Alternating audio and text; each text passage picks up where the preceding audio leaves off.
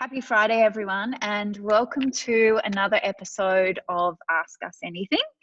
This week, we're sitting down with Grant Streater, the very stylish and talented founder and designer at Mawson Ossa atelier in Sydney. Welcome, Grant. Hello. How's it Hi. going? Good to see you again. Good to see you as well. Thanks for joining us. No worries. It's my pleasure. Thank you. How's your Friday going? Yeah, it's been good. It's actually 13 degrees in Sydney right now. 13 Wow. And raining and windy. And I'm embracing it with open arms. Yeah, it means I can finally wear overcoats and layer up like Absolutely. right now. All the good stuff. Yeah, well, we kind of do that constantly down here in Canberra. I think it was 7 degrees when I was heading into the shop. Wow. So, yeah. Kept cold. it kind of nice and toasty in here this afternoon, but looks like you're joining us from your studio, which is exciting. Yes, yeah. So open today, had a few appointments just earlier today, which was good. So guys are starting to come back in now, and yeah, it's exciting. I think it was as of today, we're starting to pick it up again, and we can start to go a little bit further out, venture out into public again. So it's good. It's exciting. That's great. Yeah. It's a nice feeling, isn't it, to be back in your space and also, socializing and, chatting to people and getting their kind of journey started. That's right. And you opened yesterday, right? Yes, yesterday. Yeah, it was our first day back, which is awesome. So we've got some beautiful new things in here, and we had some floral installations going last night. So there's lots of new stuff happening, nice and fresh. Yeah, it's so good. Congrats. Good. I feel good to open the doors again. Yeah, to you too. Yeah.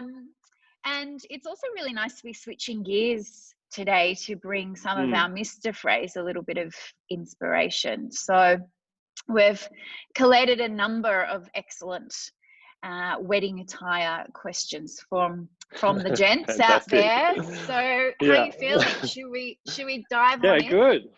Yeah, why not? Let's go straight into it. So let me queue up my questions for you here.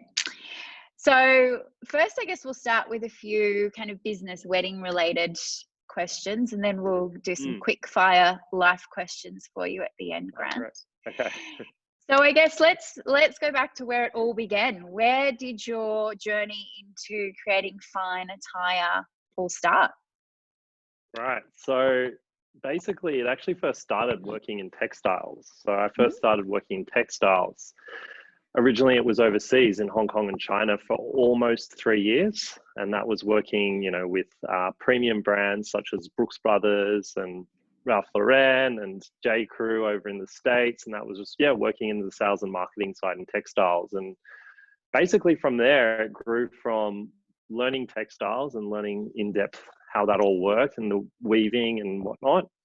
And then from there came back to Australia and actually, funnily enough, just fall into working with menswear. So I started working at MJ Bale when they had 3 shops and only 1 in the city. And then fast forward how many odd years, I basically got into menswear from there. And to really get to the point where I'm at now, I was working with a bespoke tailor in Sydney. And he makes the suits in Sydney, cuts the fabric in Sydney. So for 2 years, I worked alongside him and really learned the bespoke side and the fitting side and how it actually all works to get that true hands-on experience with a tailor. So so basically started from textiles in the beginning and slowly progressed into retail, which I think is a really important part, especially in both the styling side and that customer engagement side. And then learning that retail side. And then from there, learned the more hands-on side of tailoring, the bespoke side, and how it really works, how the fittings work, because I don't make suits. I'm not a bespoke tailor who makes and cuts the fabrics. I'm just a fitter. So I understand how the garment should flow on the client and what to do, what not to do. And so I would say I'm more of a fitter, an expert fitter who's been trained under a bespoke tailor. Which is, I think, really important. Well, it's great to actually know what your role is as well, because I Mm, think in any kind of role within the industry that we work in, sometimes it's kind of hard to explain what you do, right? And I guess in a yeah, similar way, we're expert fitters as well, here at Mrs Fray. exactly. But Yeah, it sounds like it's expert been, fitters. yeah, it sounds like it's Yeah, been quite the journey for you, Grant. And it's nice that you started off, I guess, working with textiles and fabrics, and it correct. obviously gave you a really innate Mm, understanding of how fabrics fall and drape and how you construct them, and that that's kind of exactly thing. right. Yeah. That's why I have such a obsession with, fabrics going so deep, tones and textures, and just so exciting. I try and have such a wide variety of fabrics in the showroom. It's just 'cause I love them. I love working with fabrics, and it's not always just about the color. It's just, you can dive so much deeper into the fabrics per individual client. So it's good to have that grounding very early in my Yeah, career. So it's good. absolutely. Yeah. And I guess that brings us to my next question for you, Grant. And you've kind of already Mm. touched on, being an expert fitter. So the services that you offer under your kind of umbrella at Mawson Ossa range from bespoke through to made to measure. Can you kind of Correct. explain a little bit about those two processes and how they differ?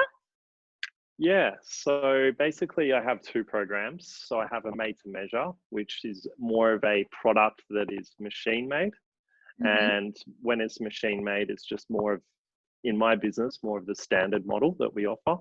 And with made to measure, it's to collect, we work with the various measurements in made to measure to create the client's fit or fitting. So basically what we do with made to measure is we take the client's body measurements, we put on the aid of fitting garments as well to see their posture in our fit model jackets. And then our tailors overseas collect and look at all that data. And then they look at their wall of patterns where they've got all these different fits. And they say, okay, this is the best existing fit based off this client's measurements and Grant's fit models in Sydney. And they combine the two. So it's their measurements with my fitting garments combined with their patterns at their atelier. So, and then from that, the client's suit is made. So it's kind of cut and pasting between various models. Whereas then bespoke is 100% purely for the client only, which is just body measurements and Mm-hmm. their posture. So it's not the aid of any garments, it's 100% made for them.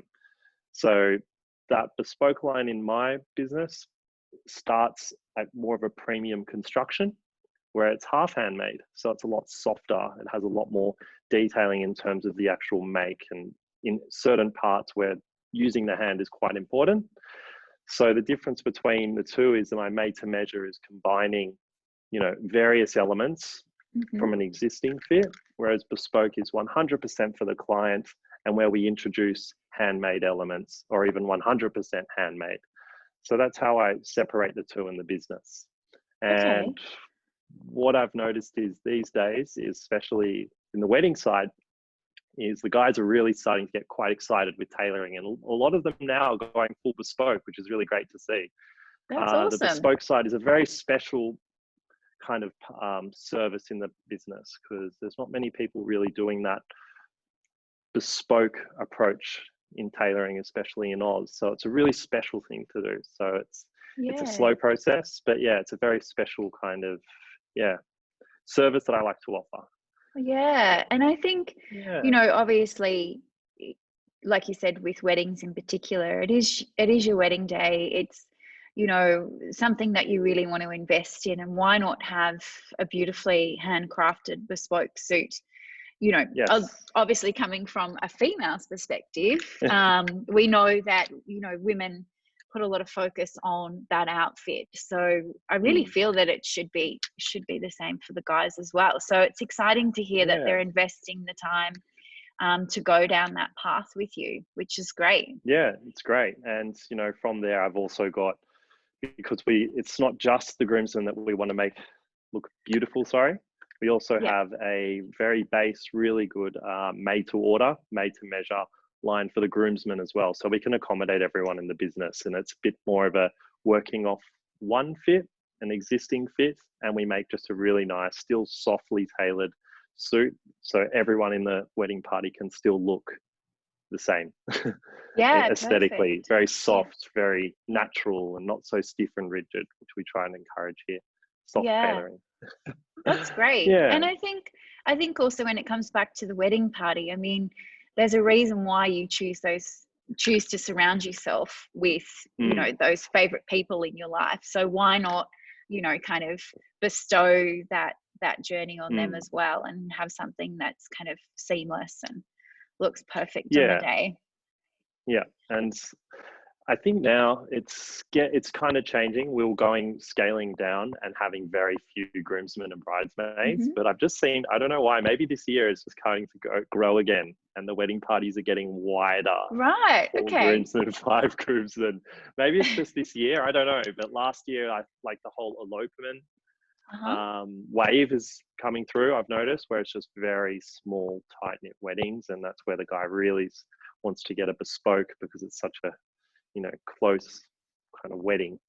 Yeah, it's interesting you say that, because you know, I kind of thought it would be natural now to be seeing a lot more kind of more intimate, more elopement style celebrations coming out of you know, this lockdown period as well. So but maybe everyone's just looking forward to a bigger party, like when everything's relaxed, and why not bring more people this was together? pre-COVID, so yeah, that's a fair point. yeah we'll see what happens. I guess on the point of the groom and the groomsman, Grant, speaking of timelines, so I guess how far in advance, or what's the lead time for either option for the groom, and do you advise that the groomsmen book in their suits at the same time as the groom? Good question. So I always try and encourage the groom to kick off his suit quite early in the piece. I would even say close to a year. About 8 to 12 months, I would say, let's start it, if we are going down the route of doing it as a staged fitting, where it arrives in Sydney half finished, not completed.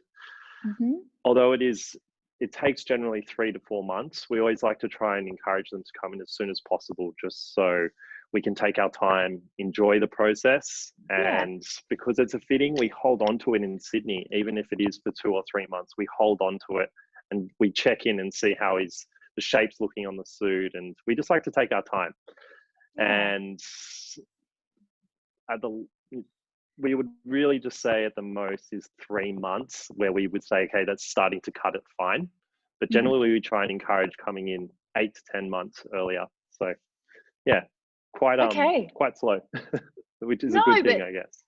I think it is a great thing. And I think, again, going back to that point, you know, it's a special outfit. You should be taking your time and going on that journey for it. And I guess it falls into line with timelines that we have here at Mrs Fray for brides as well. So you know, and it's something you can do together. And for the groomsmen, I really do make a point to separate them, especially on the fitting of the groom, just because it's, you know, it's his suit. It's a lot different to theirs for the most part. And a lot of the time their partner will be there on that first fitting as well. So we try and keep it quite intimate and just very, because it's a lot more of a personal thing, and we don't want the groomsmen there and, you know, in the groups. So we try and do the groomsmen a lot closer to the date as well, about 3 to 4 months out, just because it is a different style of fitting process. So we have the groomsmen in. It can get a bit tight in the studio when it's about 4 or 5 of them, but oh well, you'll fun, just though, on the weekends with absolutely. Well, you'll just have to come down to Canberra and take over the Mr Fray space. There's always lots of room here. So I guess more on the topic now, Grant, of I guess your favorite options going into the wedding day and different looks that you're seeing. We've had a few questions from our followers, which is awesome. The first one is around your favorite options for looks for the groom that don't include a waistcoat. So I'm thinking this question, potentially the couple are getting married maybe in the cooler months, and traditionally they may have thought they might want a waistcoat underneath their jacket, but are there kind of potentially maybe some heavier textiles that you work with that might provide a bit of warmth or that kind of thing you can suggest? I would say, yeah, for something more like that is just going a heavier fabric and not so layering up and having that waistcoat option. For more so the winter side of things, we try and do a bit more of a heavier kind of textured weave, which I think we also saw in the Canberra trunk show. Yes. We had some guys get a bit more of depth in there and a bit more heavier cloths and something with a bit more texture that really stood out. Yeah. And I guess on the waistcoat topic, are you seeing that kind of look still coming through, or does it kind of come in and out of it really popularity? comes down to the piece itself. I would say we really only do waistcoats at the moment just as a three-piece dinner suit or tuxedo. It's just so classic. And I find unless it's a very wintry wedding where it might be like a flannel or tweed, that's where the waistcoat really looks quite beautiful. But when it's just a flat wool fabric, it just kind of just looks a bit off unless it is a black three-piece tuxedo. So we really only do it for that these days. And we don't really encourage it with linens because when you say, for instance, if you're doing a linen waistcoat, for a three-piece linen, it just starts to get a bit too much for that kind of aesthetic. Like there's just too many layers for such a light, summery kind of fabric. So that's really great advice. For more classic and a bit more of that kind of earthy, rustic tweed, really with a bit of texture and depth to the fabrics. Nice. I can definitely see that working for quite a few weddings down here in the cooler months. And I guess on the topic of Canberra weddings, we've had one from a couple who are getting married in autumn here in Canberra, and they're asking if it's suitable to mix colours for the groom. So they're actually thinking a tweed jacket for their autumn wedding. So I guess, would you then go a contrasting trouser, or what are your thoughts there?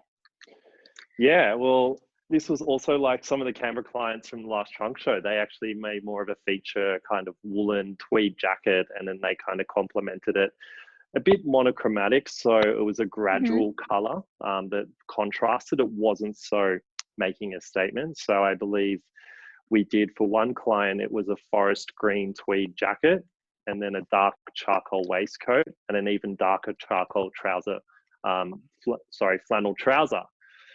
So I think it's really nice to have a highlighted separate jacket or like a tweed, but just not so heavily contrasted. It's a bit more, it works into the entire outfit. It's more subtle.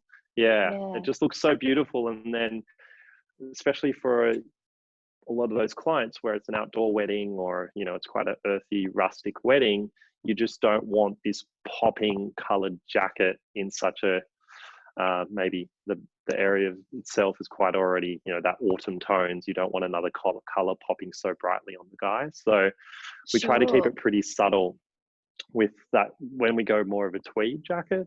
And but I love the idea of matching the jackets and trousers, especially over autumn and winter. That's where you can really do it, and it just looks beautiful.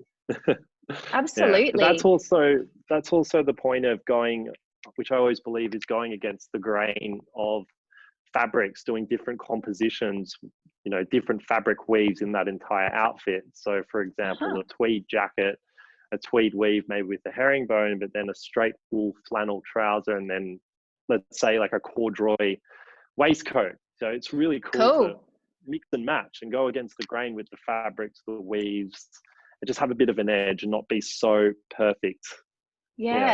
Absolutely. Too perfect. It's good to just tone it down. I look forward to hopefully people experimenting more with that kind of look when you come to visit next.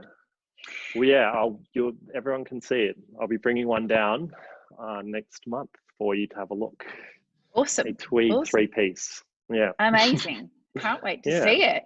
And I guess on the others, completely different spectrum, thinking of a summer wedding in Bali, how would you best kind of cater for the groom's attire for that occasion? So hot, balmy. Good question. It's Mm. I guess we can also relate to our summers here. Like it does get really hot, and a lot True. of clients come to me and say they might not even want to wear a jacket just because of the heat. And I always say to them, you should still wear a jacket. You know, it is that one day, maybe still put a jacket on. But the way we do it is just have a very, very lightweight fabric and entirely unstructured, unlined. One sec, I'll get like this. I'll show you a bit of product. Absolutely. We always love seeing product. So this is actually a client's jacket who lives in Jakarta. Mm-hmm. And it's 100% unlined, and it's almost perfect. You can almost see it see-through. Yeah. Yeah. So and this is what cloth 200. Is that? This is a wool linen. So it's I think it's about 80% wool and then 20% linen, and it is so insanely lightweight and almost next to no structure. So it's just like a fabric-only shell that's just made for his body, and it literally just sits on like a glove, but it's like wearing a tissue. So he can still keep his jacket on all day, be comfortable. And because it's wool, it's not a linen, predominantly linen, it still has that breathability, because wool breathes, I think personally, the best. The breathability of wool in that lightness is great for those kind of Bali weddings or even Australian weddings. So that's the way we do it. Unstructured, soft, light, and and really, and that you can see there, so it's unlined, no shoulder pads, nothing. So it's a good way to do it. It's a nice little secret we do here. I love that. And it's nice to also see the detail inside the jacket as well. Obviously, when there's so much time and thought and craft put into the construction, it's nice to see the inside, even when it is unlined. It still looks like the perfect garment. And I guess that would also look great with like potentially a lighter color or that kind of monotone trouser as well. Would you do something in that kind of wool blend, or would you do like a chino or exactly the same again. I think it was a two-piece suit, that one. So it's just even the same color as a two-piece suit, but then the trousers are just maybe a bit of a fuller cut, not so tapered if we're going to do a wool. But just like a really nice full cut that's just, it will breathe so beautifully. A lot of guys do have come in here and say, oh, I want a linen suit for summer because it's going to be the lightest and breathe the most. But a lot of the time linens actually, if you want a good quality linen, they're actually quite heavy because it's quality linen, even if you go lightweight, and they actually don't breathe so much. So majority of linen focused weddings, especially for summer, we try and do that style. So it gives that illusion of linen, but it's actually not 100% linen, because you've seen our, I think I've got it here, our 100% linen jackets just crush too much. Like, I'll show you. So unless you want that really kind of casual look. Here. Love that. Yeah. So I've got a client of yours has got this coming. Yeah. Know him well. So, yes. So it's quite crushed. It just crushes very easily on the sleeves, and it's just a bit too casual, a bit too heavy for that kind of summer wedding. It's just, so that's why we try and do mixed weaves. Wools, linens, cotton linens. Good tip for lightweight suiting. Perfect. And then again, the other spectrum, the question, to tux or not to tux? And I guess this all comes down to, I guess, the vibe of the wedding, the venue. That's right. All of those things combined. But, you know, do you love a tux? Is that kind of still on the cards? Yep. Yeah, I just think a plain black dinner suit is so elegant. I think it's I think it's better than a tux. I reckon it has such that traditional class to it, whereas a tux now can be quite modern. And for a tux to work, I believe that it should be a bit more of a fuller cut. It's very traditional, like not such a tailored piece. Like in terms of slim and modern, it still should have that kind of traditional element to a tuxedo. So, which I think is then really elegant, but just a plain black dinner suit, Okay, the winner. there you go. You heard it here Definitely. first. Simple, less is more. Yeah, I really agreed. encourage that. And most of my wedding clients these days, that's what they're doing. Plain black dinner suits or plain charcoal. It's Yeah, just the way to go. yeah, Yeah. timeless, classic. And you know, Timeless, it's can't argue it. something, there's something, you know, it's something you'll obviously have in your wardrobe forever. Forever. Yeah. Considering you That's stay the same that's shape, what I'd, of course. yeah. Yeah. What did I have for you next? I guess you've kind of answered this one in a way, Grant. What do you love most about designing? Well, actually, I skipped ahead. What's your favorite design to create for a wedding? So I guess a perfectly tailored black dinner suit do you think that would be your answer there? I think so, yeah. And then also with the fabrics for that, I would say just like a really coarse kind of fabric, a coarse wool. So like something with a bit of texture, a very rough kind of texture, not such a fluid, clean fabric, something with a bit of edge to it, which looks really nice. Yeah. Okay, there you go. Yeah, it's the way to go. And thinking about designing suits for weddings, wedding attire in particular, what do you love most about that process or being involved in creating looks for grooms and groomsmen? I just like getting the guys excited, especially a lot of these clients that are coming through, they've never even had a suit. So when they go full bespoke, they get very pumped and very excited to get something really special made. And I just love seeing that. And a lot of the guys these days, they really want to create something unique as well. And whether that be still just a plain black dinner suit, but like I was saying, these fabrics, these really cool like mohair blend fabrics in a plain black, or focusing on, you know, really different design features like quite wide lapels. And then we even go work and find the right shoe to match that. So it's not just about this. It's not just about the suit always. And I just really enjoy, you know, with that client, seeing them get very excited. And every fitting's really enjoyable. Yeah, it's not just the standard, you know, suit process. We really dive very deep into the detailing with the garments. So that's what I enjoy. I love going deep into the detail of our garments and all the little bits about it, and especially for the tones and textures of fabrics. I think that's such a beautiful thing in tailoring that a lot of people forget, not just the color. Yeah, absolutely. And it's nice to have that appreciation. And we've seen, obviously, your focus on that firsthand. And I think it's nice. I think it's also really lovely education for your clients too, to find out more and to take a deeper look into what they're wearing. And it's pretty rewarding, isn't it, when you create something and they come in and they look impeccable and they feel good. For weddings, it's so great to see. Like, you have a wedding on the weekend of a client, and then you get text the photos on Monday or Tuesday from them, showing them the suit, and it's just a really cool thing to see, and they're just so happy. So it's very rewarding.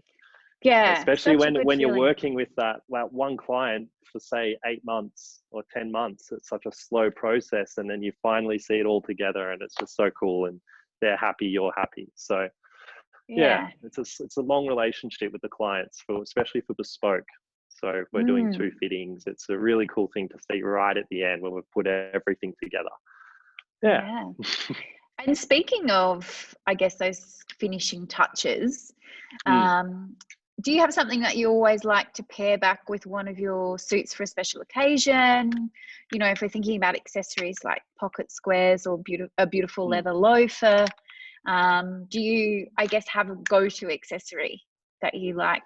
I know you've got quite a few, so this is going to be hard to pick a favorite. I would say just the shoes is critical.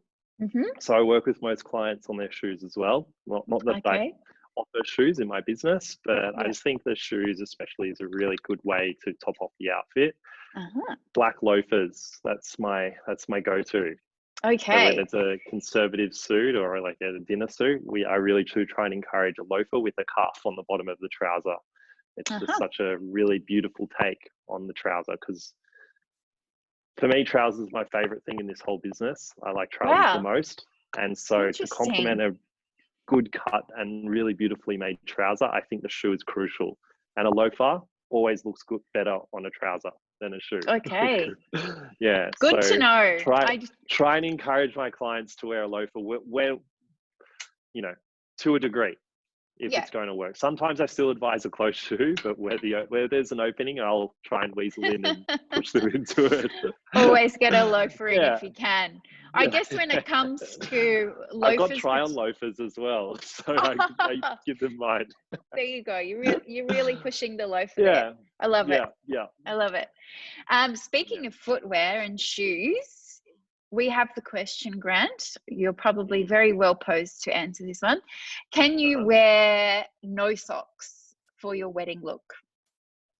Oh, it really depends, I guess, down to the, what the wedding is.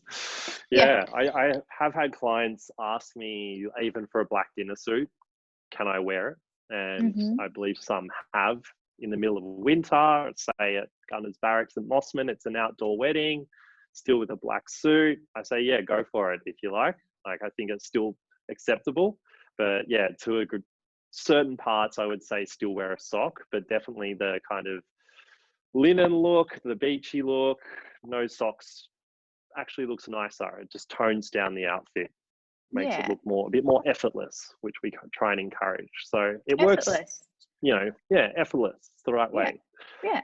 You want your outfit to look effortless, and look, if the no sock works for that, go for it. Okay. All right. Yeah. There you go. I guess still on the topic of accessories, bow tie, or sans tie for a wedding. Thoughts? I only encourage bow tie, and most guys are pretty open to a bow tie. I just find the bow tie such an elegant piece, and we make them all in Sydney. We make them all handmade in Sydney and designed for each client. So we go and find the specific fabric, or we order a fabric from overseas, and then we have them made locally in Sydney. So it's a very personal kind of touch to the accessory. And because we make them in Sydney, we self-tie them. We do a self-tie bow tie as well. So a self-tie bow tie is really elegant, and it has a really natural shape to it. Yes. And it just looks really nice. Whereas when you have a tie, it just throws the jacket off quite a bit. And then especially when the jacket's off and you're just wearing a tie and a trouser, it looks just a bit kind of stale, like you're going to work. So we try and encourage a bow tie where we can.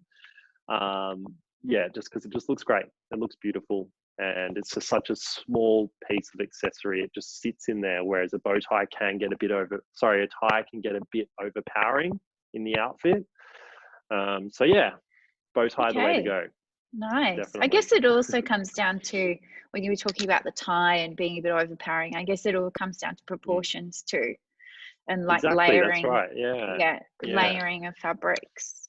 Like imagine with a three-piece as well, like a waistcoat, it's already quite busy, and if you put a tie in the mix, it's like very strong look. So too much. We try too much. So bow tie. So in addition to your bow ties, which I love, and I'm going to practice, and when you come next time to Canberra, I'm hoping to have mastered that. I should have mastered it after shooting all these weddings and taking photos of grooms getting ready, but I always default to Mr. Porter for for the videos. I remember we were looking at that last time. I still haven't mastered it yet. It's a good video. I'm not gonna lie. You also offer a beautiful collection of curated shirts as well, Grant. Can you tell us a little bit about what you have on offer in that department? So basically right now we've got a made to measure option with our shirting using Japanese fabrics, which has been in the business for about 2 years now. And it's just a really beautiful way to do the shirting. But basically from next month, we're launching our Italian line. So we're doing Neapolitan shirting. So something even more special. Because we just wanted to we're kind of missing that gap where we had our bespoke shirting with our tailors, but I just wanted to offer something a lot more special. So next month, after Italy is kind of recovering still, we're going to have, when they're ready, we're going to have a really beautiful handmade option as well for the shirting out of Italy. So it's a really beautiful way to do the shirts. But right now we've still got made-to-measure shirts, Japanese cottons, and an array of collars, and really beautiful, very soft fabrics. And yeah, so the shirts, we're about to step it up to a whole new level from next month. So it might be in time for Canberra. Let's see. Yeah, it's really exciting. Yeah, very special.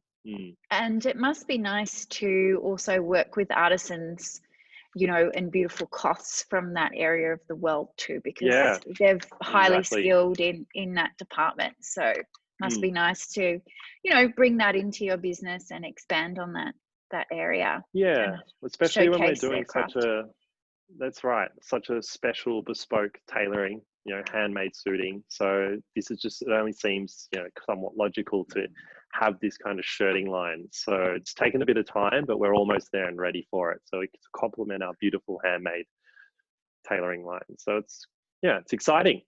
Very exciting. Congratulations. That's awesome. Yeah. I guess to round out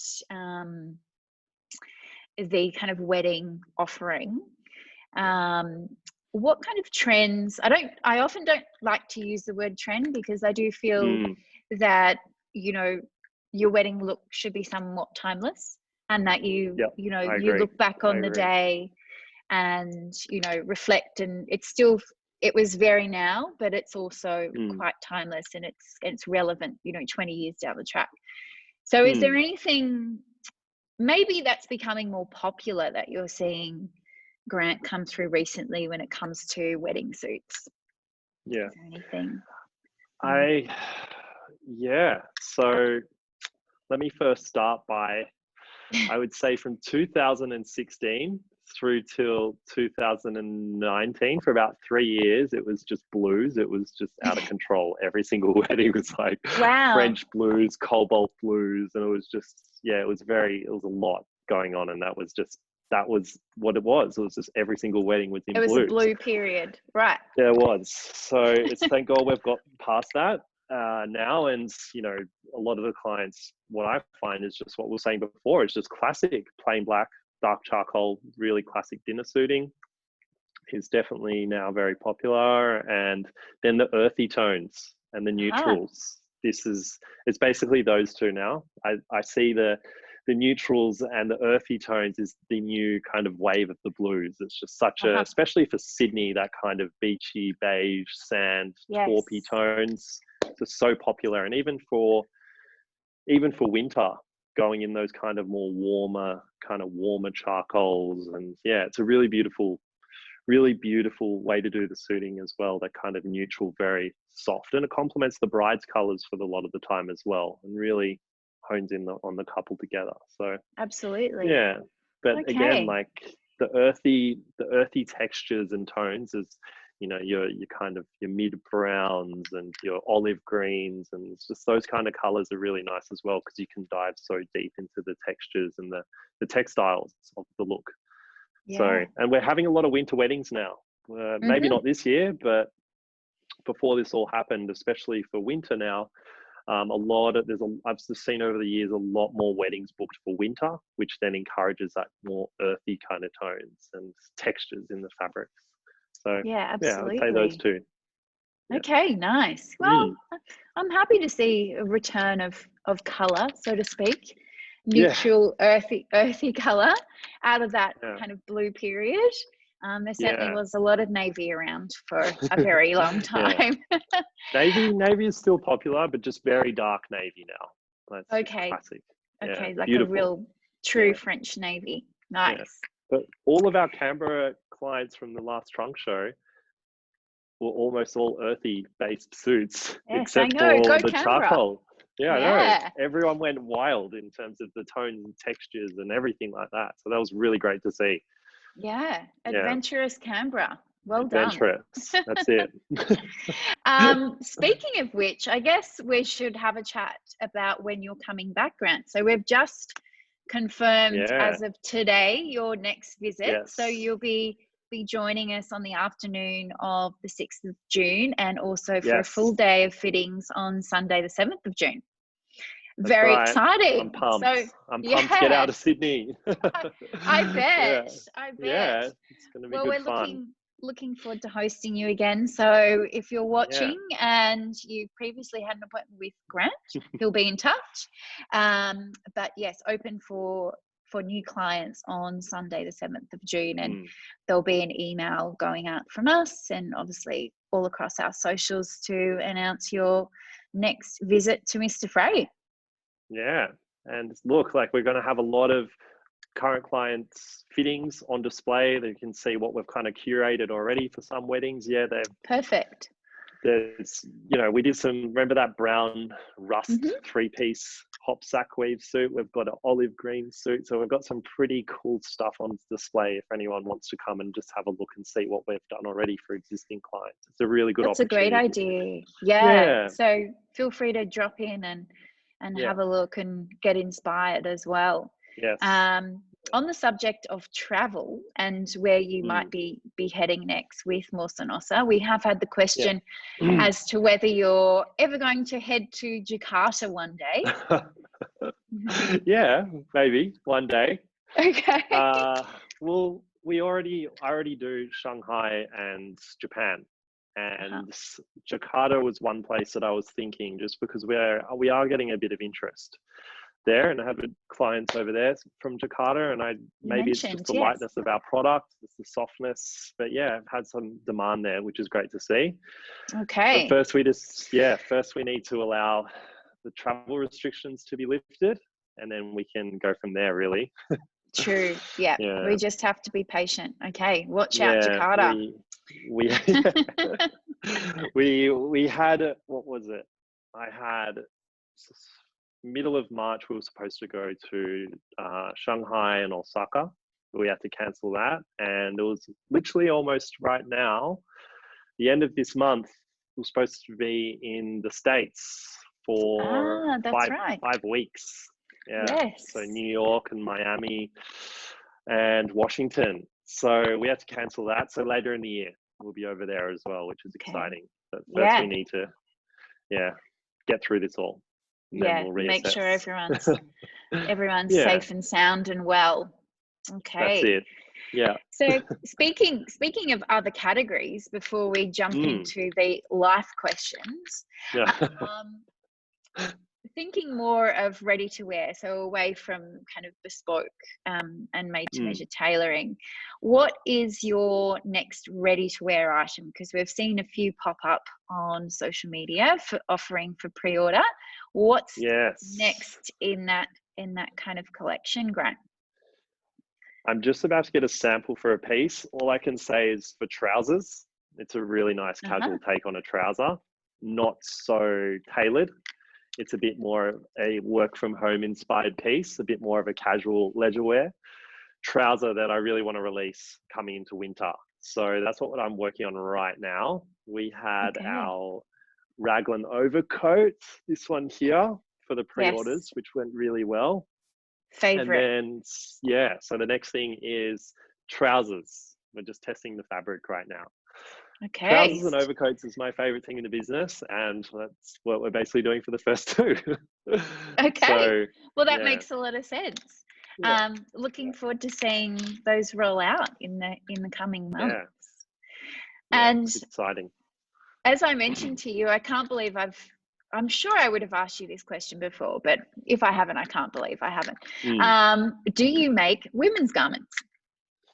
I get asked this all the time, especially, on Instagram, I get asked this. So we do. So the only option for women's tailoring is full bespoke through our handmade line, just because it's such a special piece and we really do need 1 to 2 fittings for our female clients. It takes a lot of work, and they do the full 2-piece suits, trousers, a bit more casual, and then also women's overcoats, and they're very special.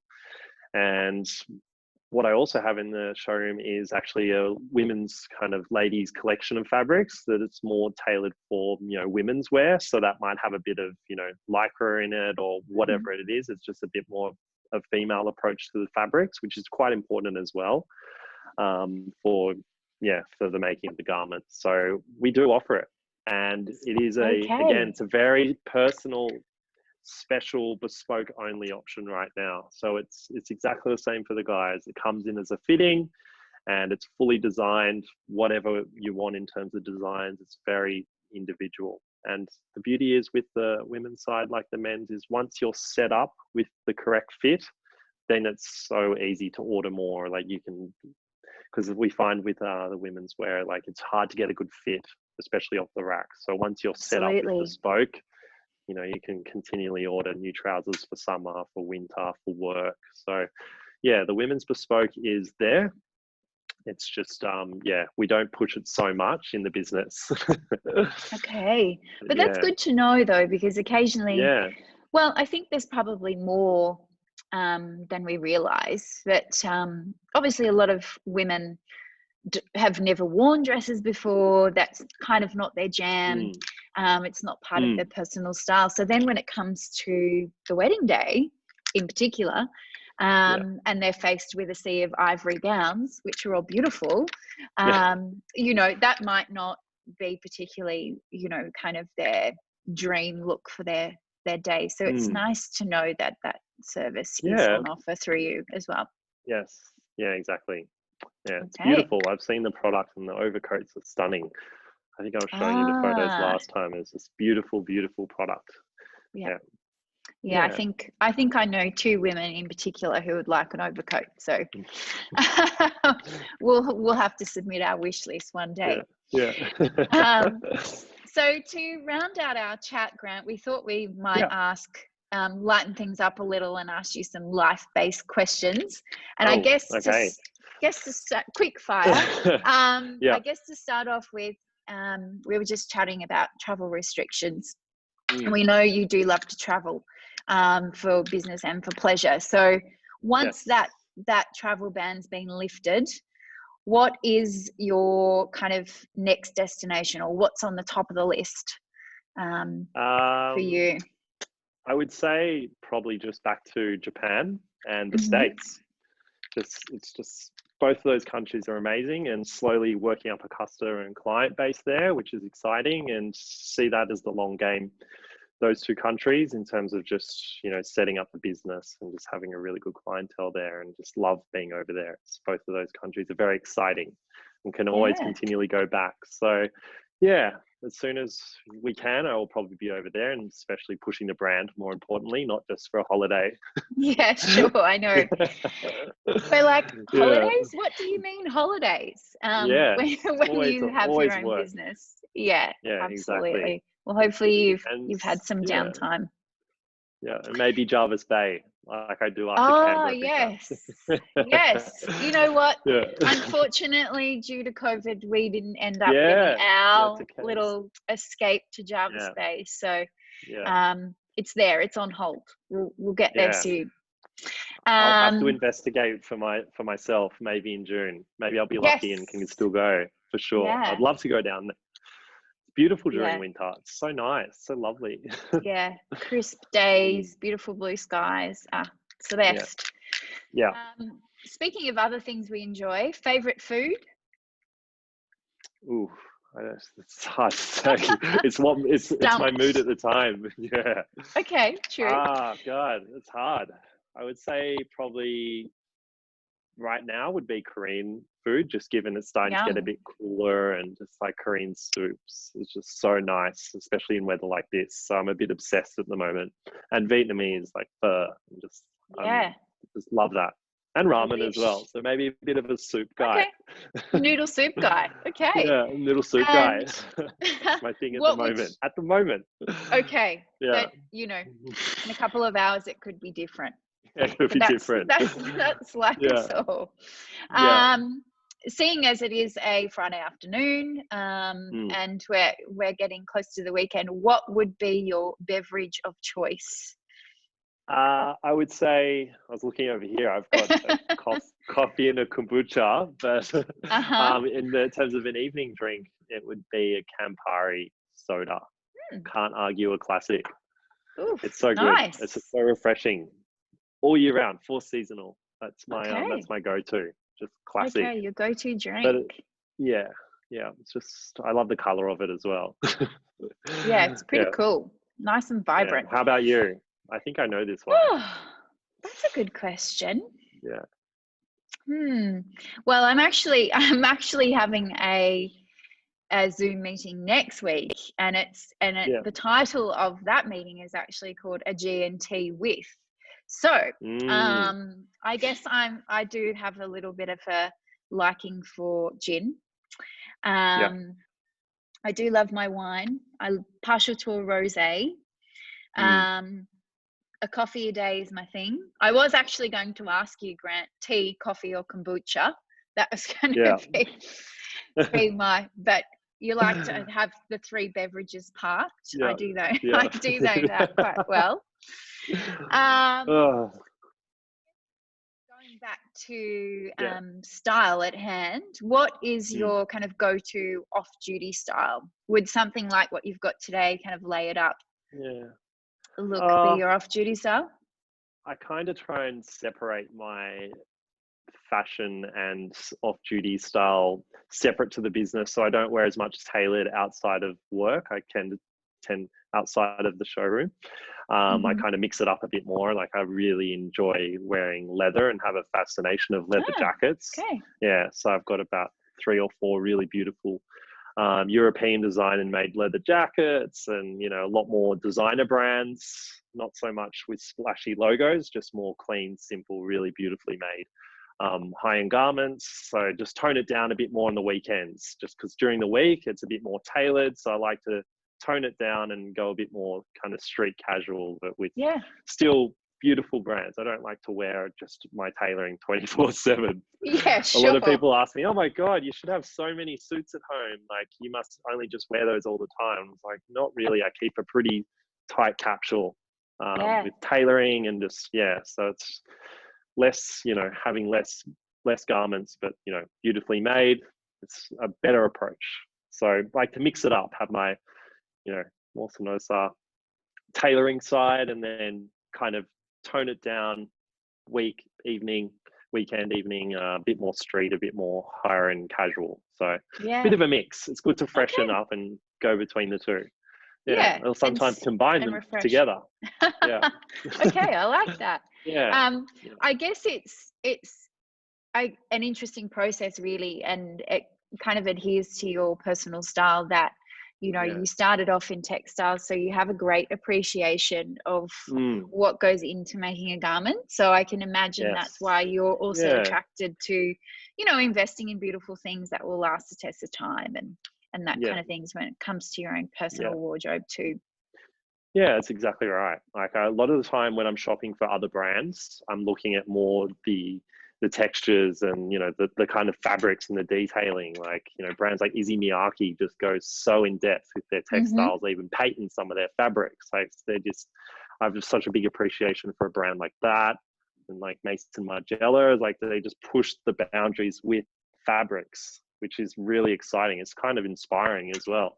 So that's why I like to buy into brands that have, a bit of they really step it up and give it a good nudge. Per season, each season's entirely different, and they introduce new fabrics. So that's why I buy those as well, because it's just such a cool thing. Not just the logo. That's right. And there's a story behind it, and there's a passion that you appreciate. Exactly. So if we were with you in the studio right now, Grant, what type of music would you be playing? Do you have a favorite playlist? I don't know. It's like, it varies per time and per day. And if it is a Saturday with groomsmen, if Steve Calder's doing his Informali pop-up, it's hip hop, the one time of the year that hip hop is played. Your annual hip hop. Annual hip hop.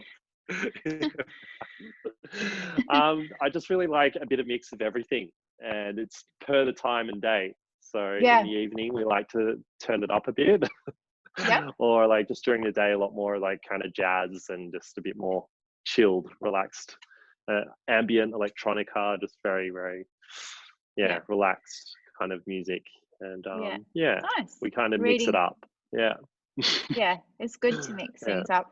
I shared a few of Yeah. our Spotify playlists on rotation out on Instagram yesterday because I've had a few random Oh, ones of late. nice. Yeah. Can you send them over? Yeah, sure, no Please. problems. Yeah.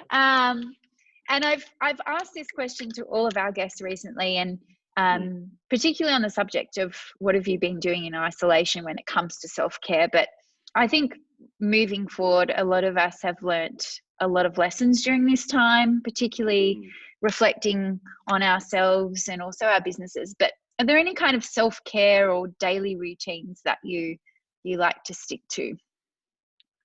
Oh, I don't know. It's just generally, my skincare, I just have quite a good routine that's going like morning and nighttime that just I kind of keep consistent, which I think is pretty important. But yeah, routine's pretty much the same. It's the same morning routine and the coffee and everything like that. It's pretty, nothing much has honestly really changed during this isolation period, because when I'm not at the showroom here, I'm working from home.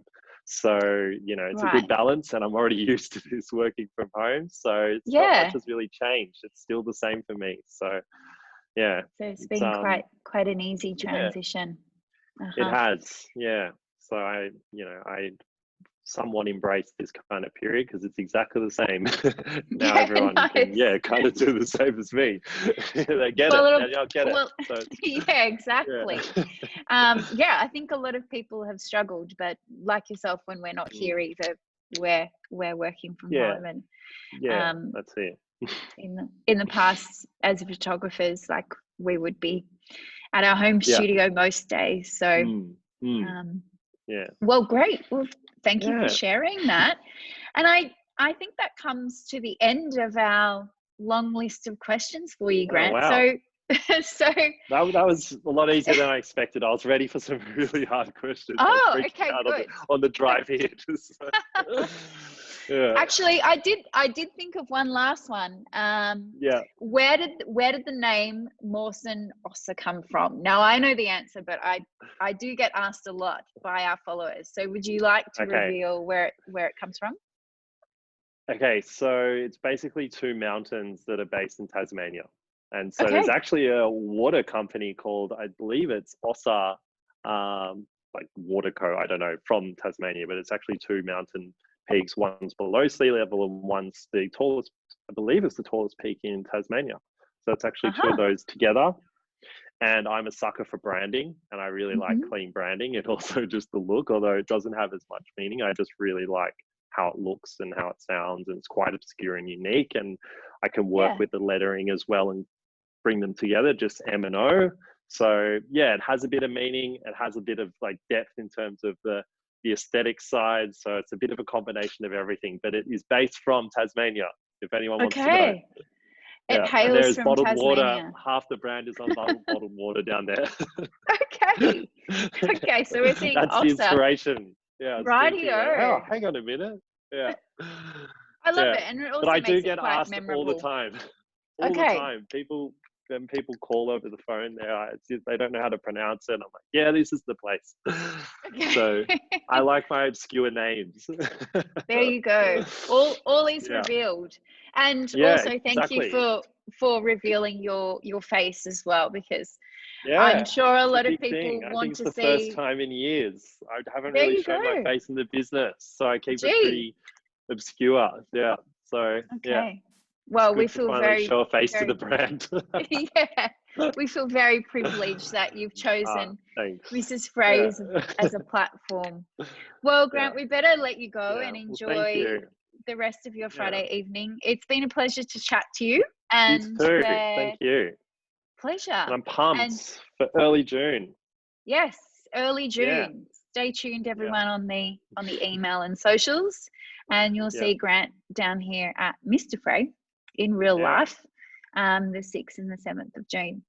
Have a great weekend, Grant. Thanks again for joining us. We'll see you soon. Thank you very much. See you later. Bye.